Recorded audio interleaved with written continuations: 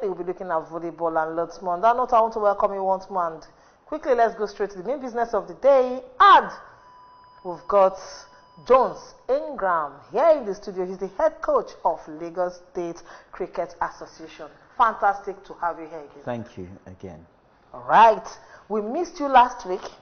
You talked about the final squad for the in fact, let me say the National Youth Games, where Lagos State definitely representing under 15 boys and girls. That particular one come next month, which is September. Now let's just go straight to it. How would you describe the 28 players you saw, then the four standby players? A mix of experience and young players, new players to the game. I think it's a good thing. They've worked hard. I think this is the first camp that I know of that they've had enough time to prepare. Usually it's 2 weeks and let's get a team together and compete. Now it's a case of had a long time to prepare, so that's a good thing. All right, long time to prepare, but how you said it's a mixture of youth and experience to go with it. How did this really happen? How did you get to pick this set of players? From schools, clubs, because we know most times we look at volleyball, we look at handball, we have clubs apart from schools. But so we want to know if it's basically students you went for. So it's in schools, and yeah, a lot of school development, going to schools, coaching, and then getting those kids that are interested to get involved, playing the sport. And then others have played the sport already, have played in the National Youth Games before. So you have a mixture of those players that experienced at Lagos, and then those players that haven't played in the competition before, but have shown to have the talent and the ability to go forward. All right, how long will this camp hold, and how is the format going to look like? So we've had 2 camps already, back to back, over 3 days. So that's them getting together, training, and also then for the coaches to give them trials to see their ability, and then be able to, as we've got now, the final 28 players to represent for the tournament. Oh, that means the 2 standby for both men, the boys and the girls, making 4 will be dropped? Not necessarily. I mean, if between now and tournament time, there's injuries, there's things that can happen. So you always like to have 2 players on standby. And also, when you go to the competition, you always have registration as well. And at registration, there's always a possibility a player may not make it through because of they look at a player and think that person's overage. So, you know, we don't have any overage players, by the way. Everyone is under 15, so which is fantastic. All right, since you went back to schools, that means since they're on holiday, it makes life a bit easy for you and for the coaches.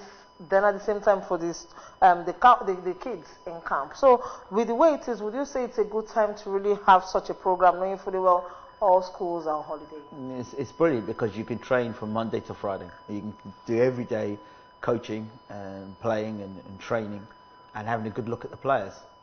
One of the biggest challenges is getting release.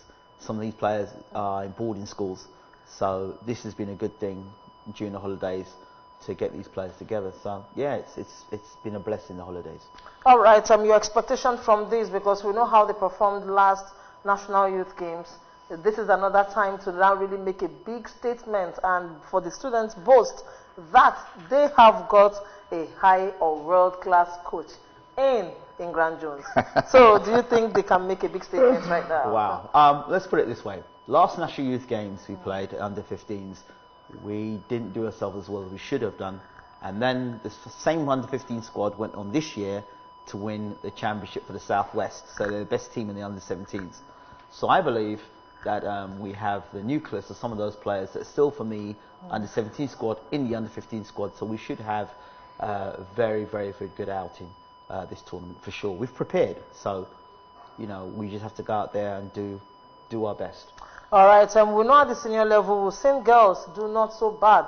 Right now, looking at this, I'm not saying, well, you should take sides, but all the same, too. You've seen the kind of development you've been able to record with these 2 teams.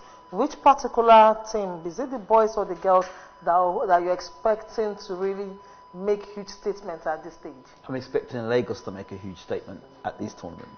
Well, you know, girls are not doing badly. The girls are doing very, very, very well. Indeed, they're doing very, very well. And it's one of my objectives to see more girls cricket and support the girls even more so. So, yeah, but all I'm interested in is Lagos being doing well. All right, then we'll now look at before I let you finally go, after the youth games, what next? For you, schools will be back. The schools will be back, then the National Sports Festival. That's the big one. You know, it's with the seniors. So that's war. And we are going with the intention to win. And everyone is training very hard. The guys and the girls are training very, very hard on a Saturday. So, yeah, we're putting the work in and we're giving ourselves time. All now we're training. The tournament's not until November. So by November, or before November, we'll have our squad ready to play. So, yeah. All right, finally, your advice to these 30 kids in camp ahead of the National Youth Games as you bid us goodbye for this one, while we wait for you to come again to give us updates. My advice to those young people is to put your best foot forward. You've done all the training, you've done everything that's required of you. Now go out there and show why you've been selected and do Lagos proud. All right, and do Lagos proud. Thank you very much for doing the fantastic job with Lagos State. You guys actually been doing so well, and for sure, since I've been in contact with you, with Lagos State, definitely I have developed more interest in cricket, and I hope other sports can take a cue from what you're doing in Lagos here. Thank you, I appreciate it. All right, let's quickly go on a short break and we'll come back. My main man, Nigeria Basketball Federation referee, but a journalist by training, talking about Toluwalashe Utukoya will join us. Thank you, Jones Ingram, for joining us once more.